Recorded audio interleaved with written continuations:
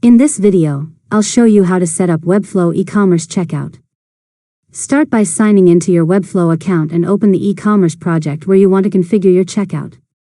Next, make sure Webflow Ecommerce has been enabled and that you've added at least one product to your store. After that, open the e-commerce panel and go to Settings. Now open the Payments section and connect a supported payment provider, such as Stripe or PayPal, by following the authorization steps.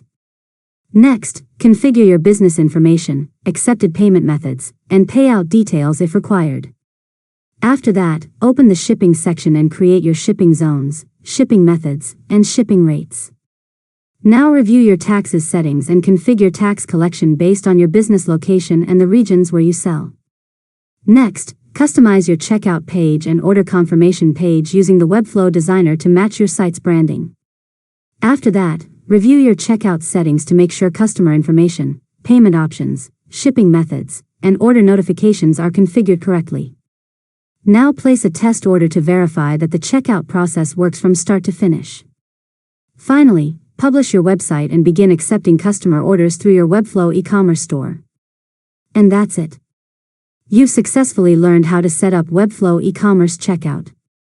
If you found this tutorial helpful, make sure to subscribe to Learn Mode Lab for more tutorials.